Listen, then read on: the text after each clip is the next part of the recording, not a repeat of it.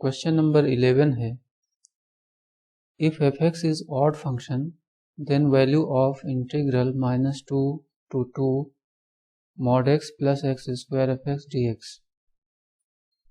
तो यहाँ पर हमें स्टार्ट करना है, जो इन्फॉर्मेशन दी गई है वहीं से। देखिए यहाँ कह रहे हैं कि f(x) ऑड फंक्शन है, तो ये ऑड फंक्शन का मीनिंग क्या है। देखिए अगर कोई फंक्शन ऑड फंक्शन होता है तो अगर फंक्शन में हम x की जगह -x रख देते हैं तो उसकी वैल्यू होती है -f(x) के बराबर। तो ये एक कंडीशन है जो यहाँ से आ जाएगी। अब इसके बाद हमें जो इंटीग्रल दिया गया है इसको ब्रेक कर लेना है। तो i इक्वल टू पहला हो जाएगा -2 से 2 mod f(x) dx और दूसरा हो जाएगा -2 से 2 x स्क्वायर f(x) dx। अब इसको हम i1 और इसको i2 ले लेंगे।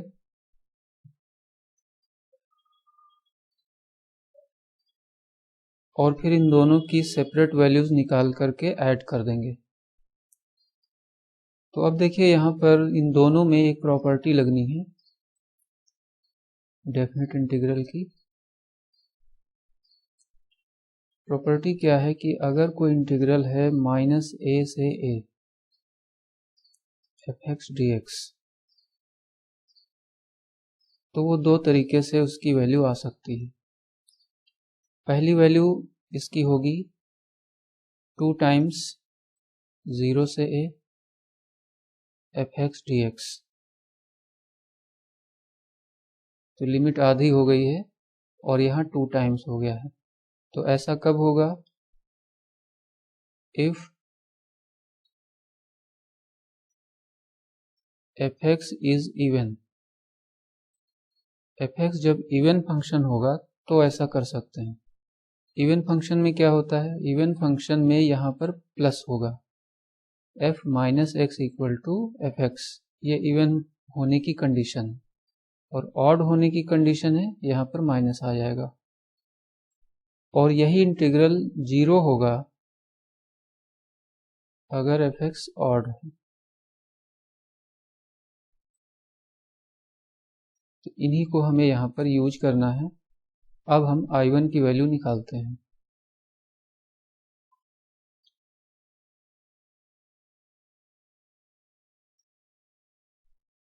तो mod x आपको पता है कि यह इवन फंक्शन होता है। तो जब इवन फंक्शन होता है तो यहाँ पर कंडीशन लगेगी 2 × 0 to a।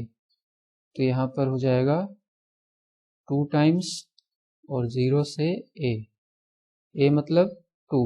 तो यहाँ पर भी 2 कर लेते हैं।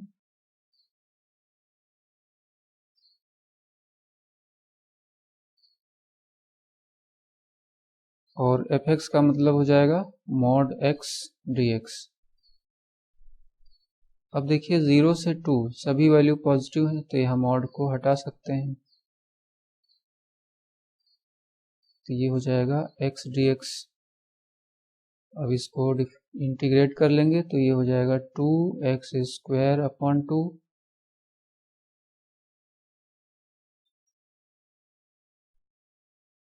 लिमिट अप्लाई कर दीजिए तो ये हो जाएगा 4/2 माइनस 0।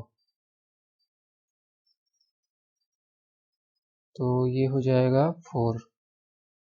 i1 की वैल्यू 4 हो गई। अब हम i2 में आते हैं।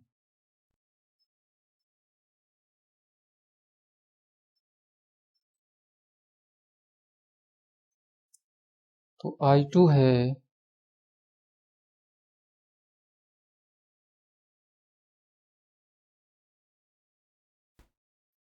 अब देखिए यहाँ ध्यान देना है, एक्स स्क्वायर ये तो इवन फंक्शन है, लेकिन f(x) ऑड फंक्शन है, ये दिया गया था क्वेश्चन में। तो यहाँ पर ये कंडीशन अप्लाई हो जाएगी और इस तरह से इसका आ जाएगा 0।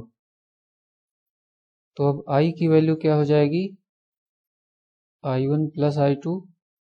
तो i1 की वैल्यू 4 थी और i2 0 है, तो ये टोटल हो गया 4। तो अब हम देखते हैं कौन सा ऑप्शन सही है। तो ये सी ऑप्शन सही हो जाएगा।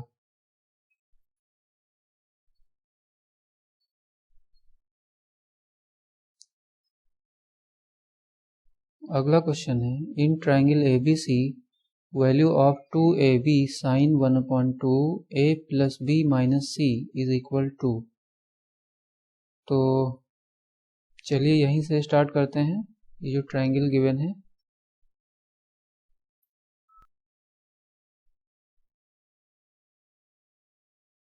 ट्राइंगल में प्रॉपर्टी होती है तीनों एंगल्स का सम 180 डिग्री होता है। अब देखिए यहाँ पर A प्लस B की बात हो रही है, तो हम C को इधर कर लेंगे।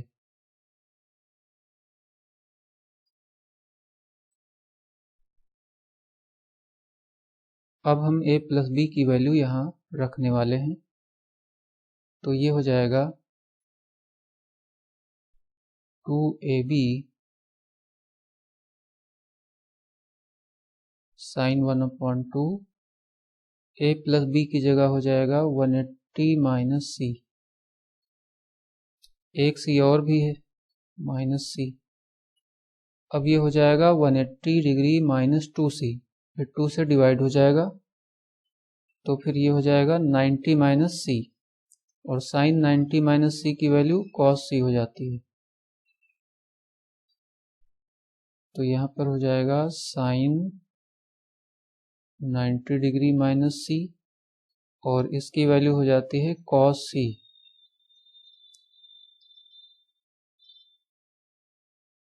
अब यहाँ cos C का फार्मूला लगा देना है।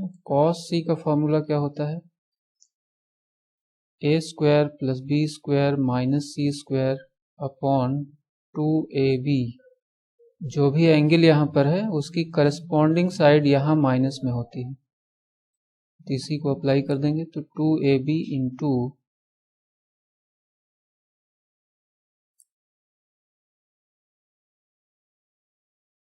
ये कैंसिल हो गया, तो ये जो है आंसर आ गया, और इसके अकॉर्डिंग ऑप्शन C हो जाएगा इसमें भी।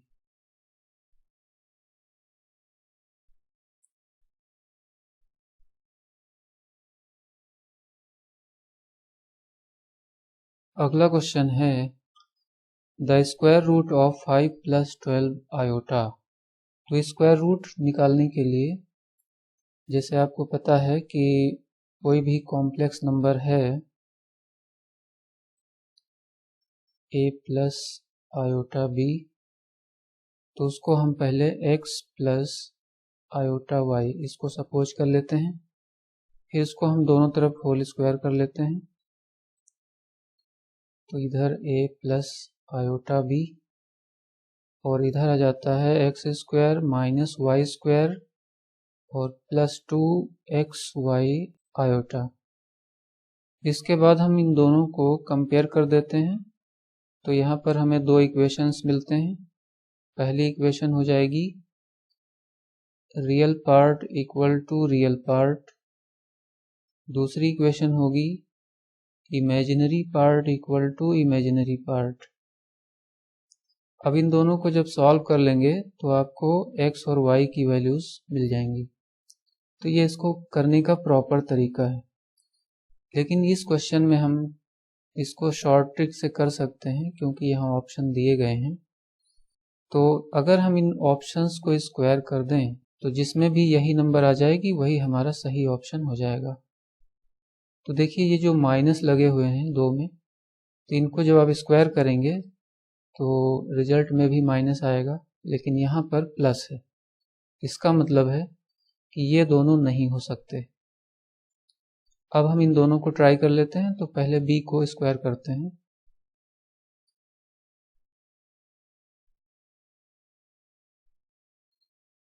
तो इसका हो जाएगा 4 और 3 स्क्वायर हो जाएगा 9, फिर ये माइनस 9 हो जाएगा आयोटा स्क्वायर की वजह से, प्लस 2 3 जा 6 2 जा 12 आयोटा हो जाएगा, तो ये हो गया -5 plus 12 iota.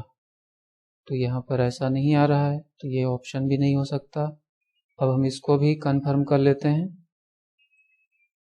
3 plus 2 iota whole square, तो ये हो जाएगा 9 और इसका हो जाएगा 4 और ये हो जाएगा 3 2 6 12 आयोटा, तो ये हो जाएगा 5 + 12 आयोटा। देखिए ये एग्जैक्टली इतना आ रहा है, तो इसका मतलब है ये डी ऑप्शन सही है। तो क्योंकि एग्जाम में टाइम की बहुत कमी होती है, तो फिर आपको डायरेक्ट ऑप्शन से ही करना ठीक रहेगा।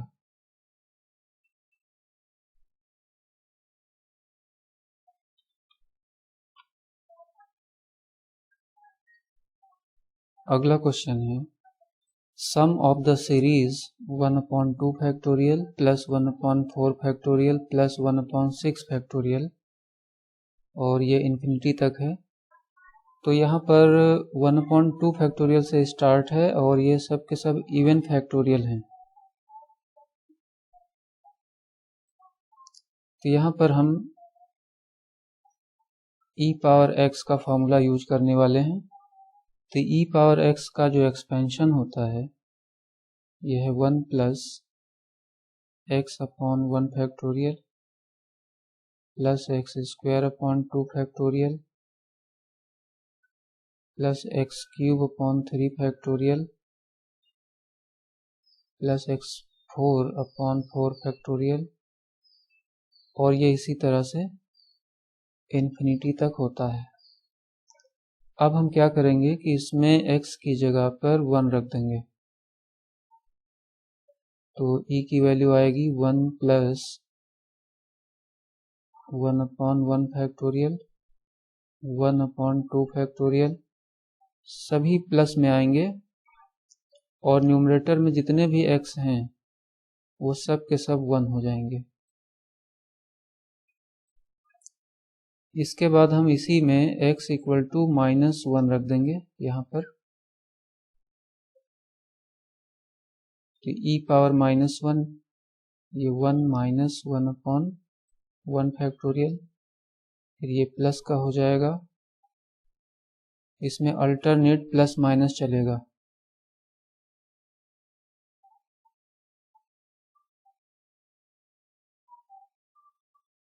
अब हम इन दोनों रिजल्ट्स को ऐड कर देंगे।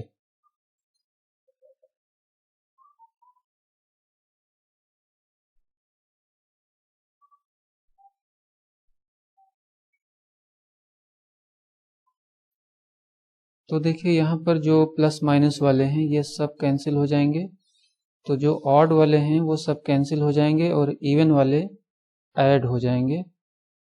तो सभी ट्वाइस हो जाएंगे, तो 2 कॉमन ले लेते हैं,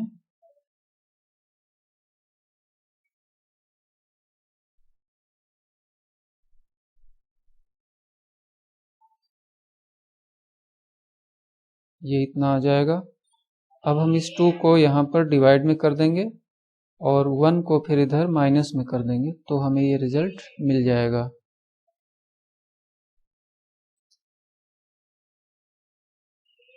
तो ये हो जाएगा 1 + 1/2 factorial plus 1/4 factorial plus this is equal to e + e power -1/2। इस 1 को भी हम यहाँ कर लेते हैं, तो ये हो जाएगा e प्लस, इसको हम 1/e लिख सकते हैं और इसका भी एलसीएम ले लेते हैं, तो ये -2 हो जाएगा /2। अब यहाँ पर जब हम एलसीएम लेंगे तो ये हो जाएगा 2e और यहाँ पर आएगा e² + 1 - 2e। देखिए जो न्यूमरेटर में है क्या ये e-1 का होल स्क्वायर नहीं है? जब आप इसको ओपन करेंगे तो यही आएगा। तो ये हो गया है फाइनल रिजल्ट। अब हम देखते हैं कि कौन सा ऑप्शन सही है। देखिए बी ऑप्शन सही है।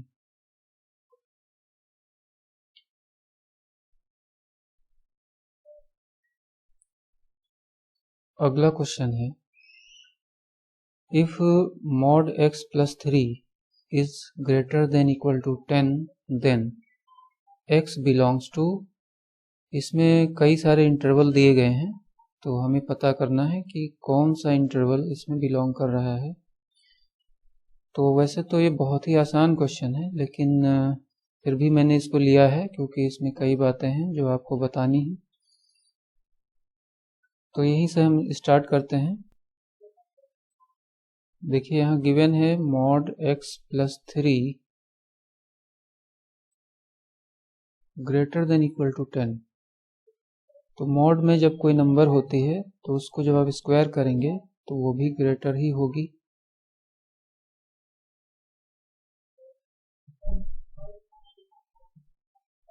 इसको ऐसे लिख सकते हैं। अब ये मॉड को हटाया जा सकता है, तो ये x प्लस 3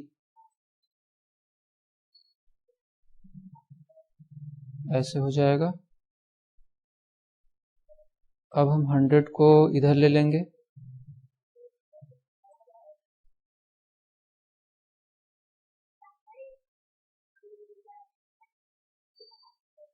और इसको भी हम लिख सकते हैं 10 होल स्क्वायर।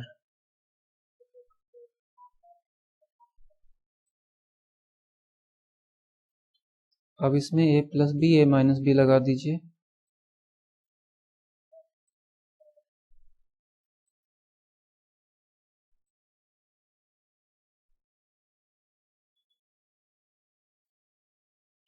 तो पहला फैक्टर हो जाएगा x प्लस 13 और दूसरा हो जाएगा x minus 7। x equal to minus 13 और x इक्वल टू 7 आ रहा है। तो कभी कभी क्या होगा कि आप जल्दी में ऑप्शन ए लगा देंगे, तो ये गलत हो जाएगा क्योंकि यहाँ ऑप्शन ए इसको सेटिस्फाई नहीं कर रहा है। और याद रखिए कि जब आप गलत तरीके से करते हैं तो जो ऑप्शन है वो ज़रूर वहाँ पर प्रेजेंट होता है। तो इसलिए आपको अलर्ट रहना है और सही मेथड आपको अप्लाई करना है। तो इसको हम आगे कैसे सॉल्व करेंगे, देखिए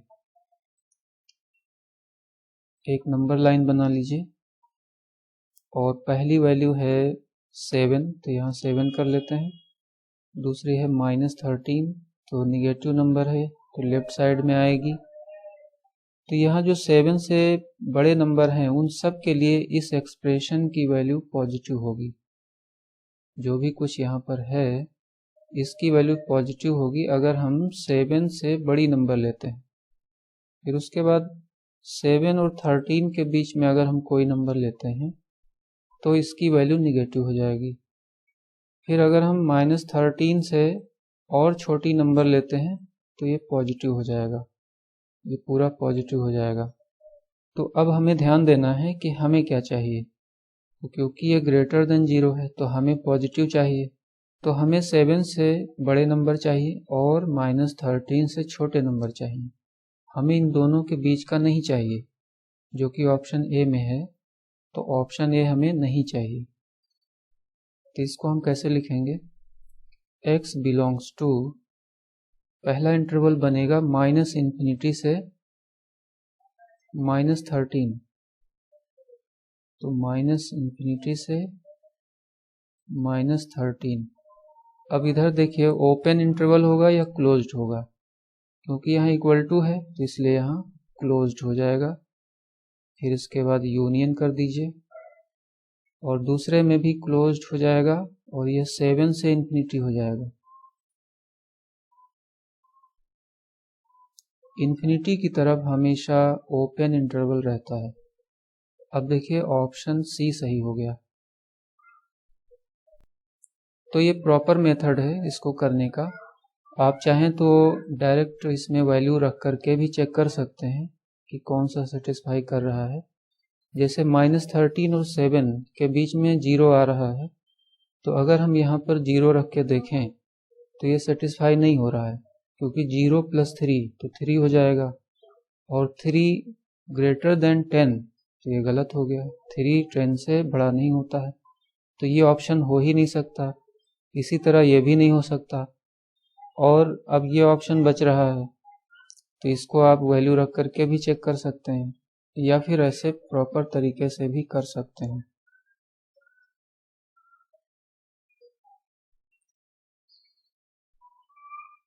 अगला क्वेश्चन है, if mod vector a plus vector b equal to mod of vector a minus vector b, then vector a and vector b are perpendicular, parallel। तो चलिए हम यहीं से स्टार्ट करते हैं।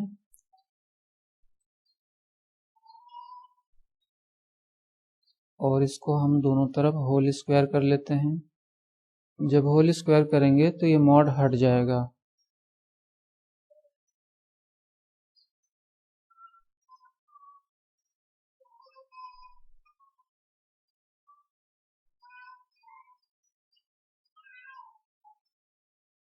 अब इसको लिख सकते हैं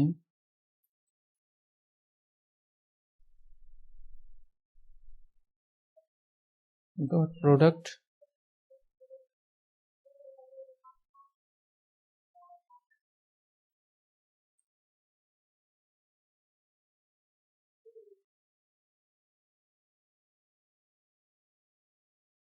इसको भी डॉट प्रोडक्ट में लिख सकते हैं।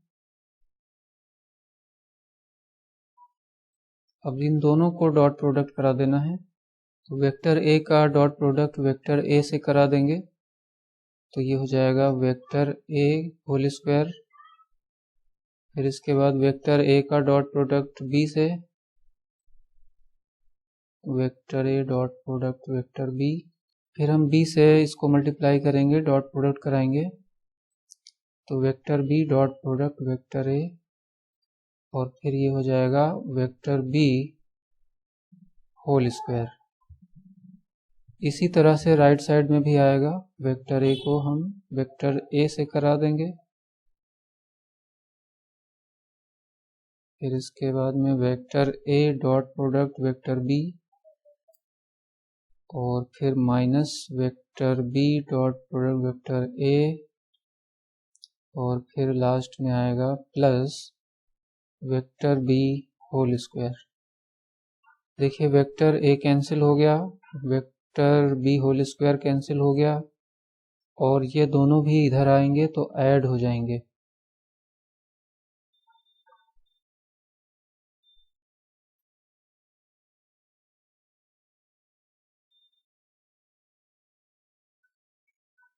अब देखिए वेक्टर्स में जो डॉट प्रोडक्ट होता है वो कॉम्यूटेटिव होता है।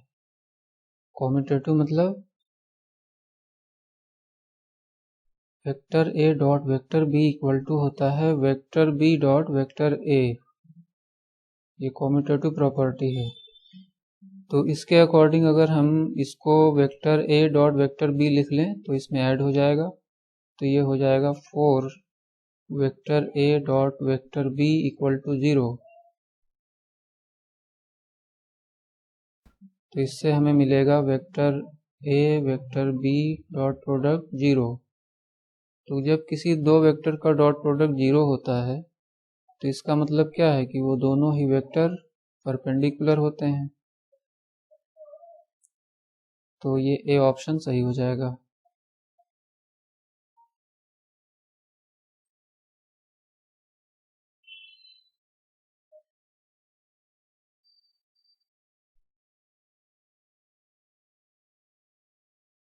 अगला क्वेश्चन है, ये सब यूनिट वेक्टर्स हैं आई जे के, और यहाँ पर एक वेक्टर ए है। तो इसमें हमें बताना है कि इसकी वैल्यू किसके बराबर होगी।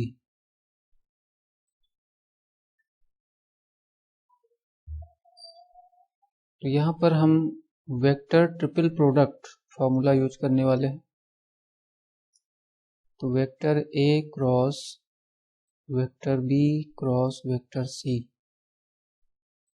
तीनों ही वेक्टर्स में क्रॉस प्रोडक्ट है और ब्रैकेट यहाँ पर है। तो इसको जब आप ओपन करेंगे तो इसको डिटर्मिनेंट से कर सकते हैं।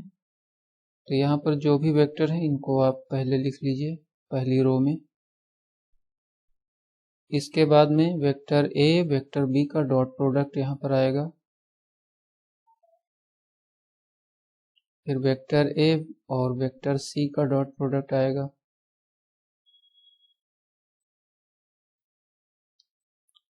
जब आप इसको एक्सपेंड करेंगे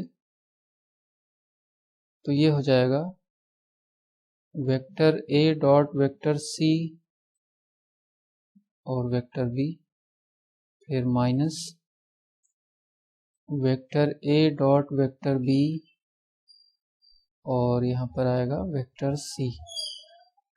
तो आप चाहें तो डिटर्मिनेंट से इसको याद कर सकते हैं या फिर डायरेक्ट इस रिजल्ट को भी याद कर सकते हैं, जैसे आपको इजी लगे वैसे आप याद कर सकते हैं। तो हम यही फार्मूला इन तीनों में लगाने वाले हैं। तो पहले हम फर्स्ट टर्म में लगाते हैं ये फार्मूला। तो फर्स्ट टर्म है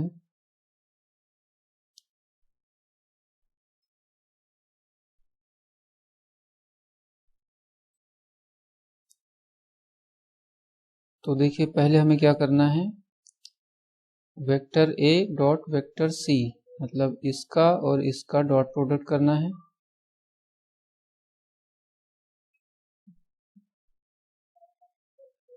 ये डॉट प्रोडक्ट हो गया। उसके बाद हमें वेक्टर बी लिखना है इसको, तो ये वेक्टर बी हो गया। फिर माइनस, फिर हम इन दोनों का डॉट प्रोडक्ट करेंगे तो इसका 1 हो जाता है और यहाँ पर आ जाएगा वेक्टर ए। तो ये फर्स्ट टर्म का आ गया है। इसी तरह से जब आप इनको करेंगे तो इनके क्या आएंगे, इसमें जे आ जाएगा, आई की जगह जे हो जाएगा।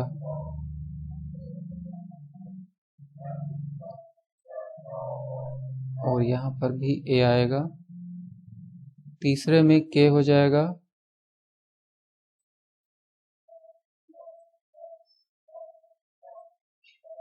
और यहाँ पर भी माइनस ए हो जाएगा वेक्टर ए।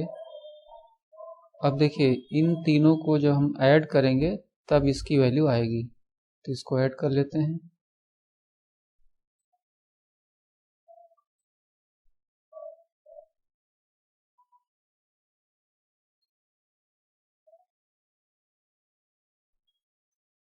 देखिए जो ये पोर्शन आपको दिख रहा है, इसको जब ऐड करेंगे तो इसकी वैल्यू आ जाएगी वेक्टर ए। इस पूरे की वैल्यू आ जाएगी वेक्टर ए और इन तीनों की आ जाएगी 3 वेक्टर ए। तो इसका जो टोटल रिजल्ट बनेगा वो हो जाएगा -2 वेक्टर ए। तो -2 वेक्टर ए कोई भी ऑप्शन नहीं है, तो यहाँ पर ये डी ऑप्शन सही हो जाएगा। देखिए इसकी वैल्यू वेक्टर ए कैसे होती है उसको भी समझ लीजिए। इसमें हम ए को कुछ सपोज कर लेते हैं, जैसे कि वेक्टर ए को ले लिया है xi plus yj plus zk। अब देखिए वेक्टर i डॉट वेक्टर ए क्या हो जाएगा,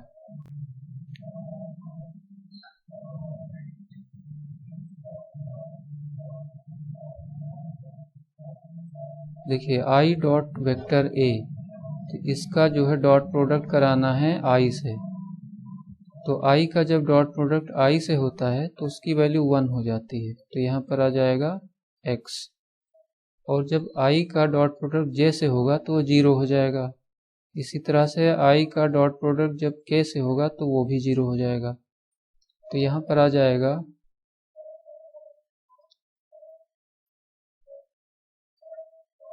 ये आ जाएगा, तो इसका मतलब है एक्स आई हो जाएगा। तो ये फर्स्ट टर्म का एक्स आई आया है। इसी तरह से दूसरे टर्म का वाई जे हो जाएगा, तीसरे का जेड के हो जाएगा। तो इन तीनों को मिला के ये वेक्टर ए हो जाएगा।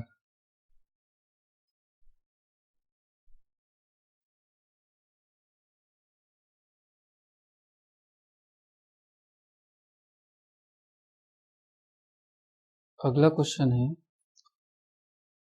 y equal to x power x power x power x, ये ऐसे ही पावर होता जा रहा है इन्फिनिटी तक। तो पूछा जा रहा है x into D Y upon D X की वैल्यू क्या होगी। तो ऐसे क्वेश्चंस में जब भी आप देखिए कि यहाँ पर इन्फिनिटी तक जा रहा है तो आपको वो पॉइंट पता करना है जहाँ से वो रिपीट हो रहा है। जैसे इस केस में यहाँ पर रिपीट हो रहा है x पावर x है, तो यहाँ पर पहले ही स्टेप में रिपीट हो रहा है। तो इसको आप लिख सकते हैं y equal to x power y, जहाँ से भी रिपीट होता है उसको हम y लिख देते हैं। अब इसको हम log ले लेंगे दोनों तरफ, तो log y equal to y log x। अब इसको डिफरेंशिएट कर दीजिए, तो ये 1/y dy/dx, इधर प्रोडक्ट रूल लगाना है,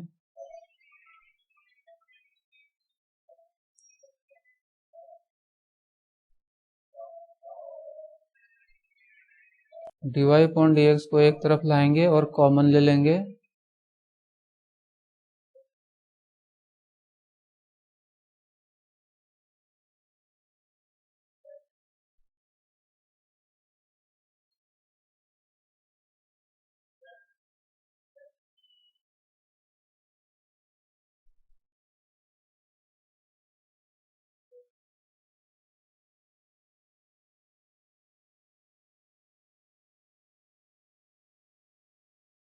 तो इसको सॉल्व करने पर ये हो जाएगा, ये y एलसीएम से ऊपर चला जाएगा तो ये y स्क्वायर हो जाएगा, और यहाँ पर हो जाएगा x into 1 minus y log x। तो अब देखिए पूछा जा रहा है x इंटू dy/dx, तो ये जो यहाँ डिवाइड का x है, इसको जब आप यहाँ पर प्रोडक्ट में कर देंगे तो ये वैल्यू आ जाएगी y square upon 1 minus y log x। तो इसमें से ये ए ऑप्शन सही हो जाएगा।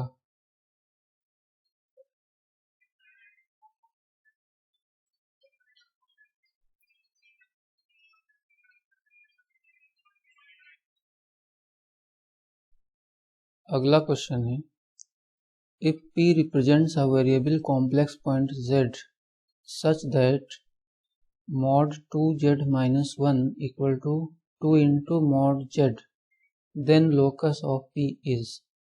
तो locus of p बताना है, तो इसका मीनिंग है कि हमें इसको सॉल्व करना है और फाइनली कोई इक्वेशन आएगी और वो इक्वेशन इनमें से क्या रिप्रेजेंट करेगी, यही हमें पता करना है।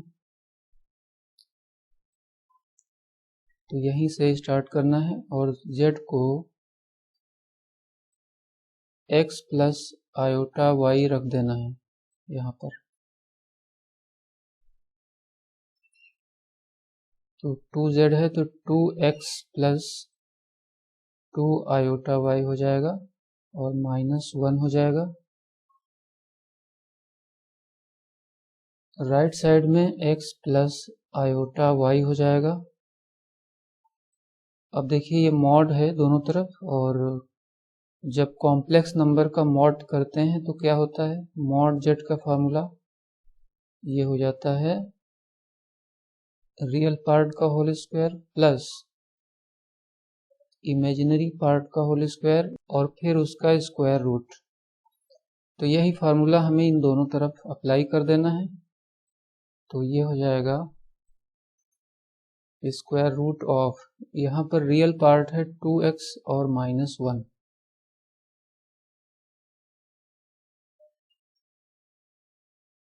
और इमेजिनरी पार्ट है 2y,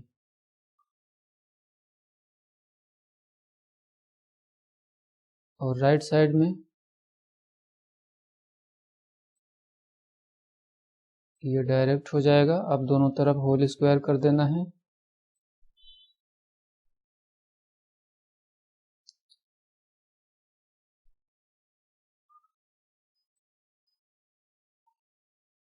तो ये 2 से 4 हो जाएगा।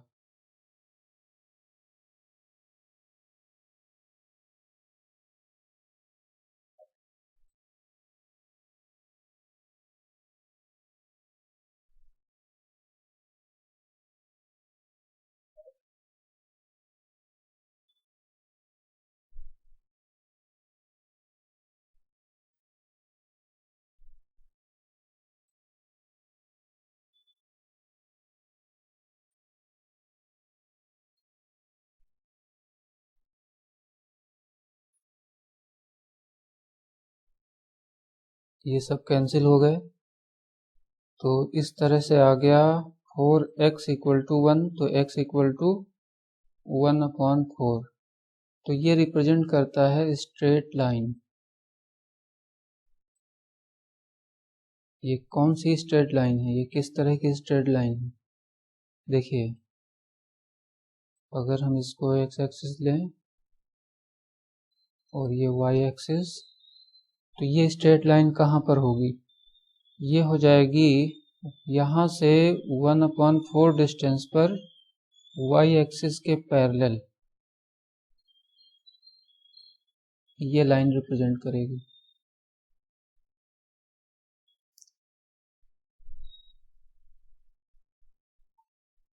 तो यहाँ पर ये ऑप्शन ए सही हो जाएगा।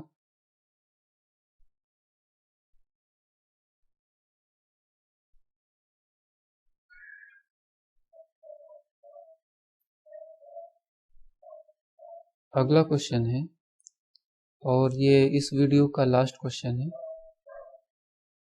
तो यहाँ पर fx गिवन है कि hyperbolic cos x plus hyperbolic sin x, तो इसमें से कौन सा ऑप्शन सही है? तो इसमें आप देखिए सभी में मल्टीप्लाई हो रहा है, तो पहले हम इसकी वैल्यू निकाल लेते हैं fx इंटू fy की।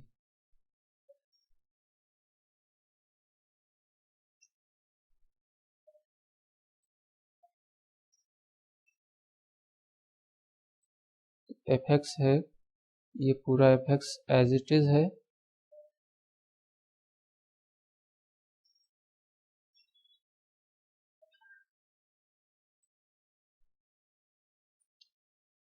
इसको मल्टीप्लाई कर देना है fy से। तो fy का मीनिंग होगा कि हमें यहाँ पर x की जगह y रख देना है।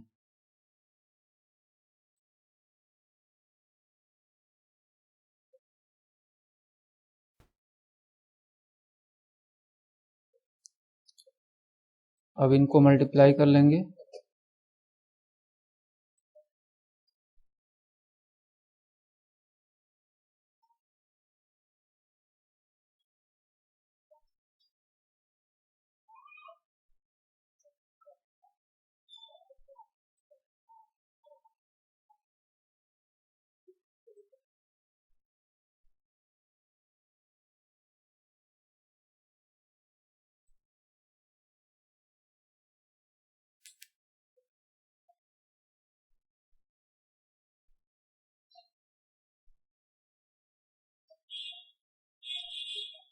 ये मल्टीप्लाई हो गए हैं, अब इनको अरेंज करना है।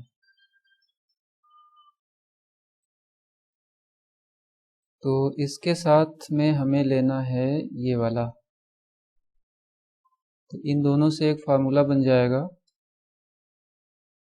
और ये हो जाएगा hyperbolic cos x plus Y, इन दोनों से, और इन दोनों से हो जाएगा hyperbolic sine x plus Y, और इसको आप लिख सकते हैं एफ एक्स प्लस वाई। तो हम देख लेते हैं कि कौन सा ऑप्शन है।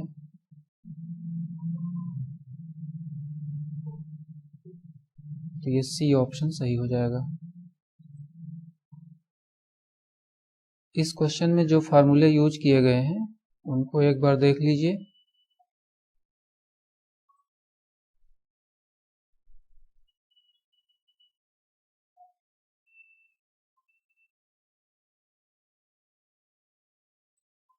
एक फार्मूला ये यूज किया गया है, तो इसका होता है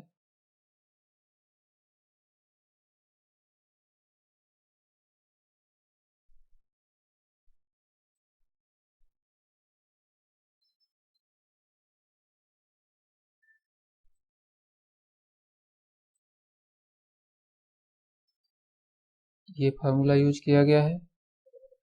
और इसी तरह से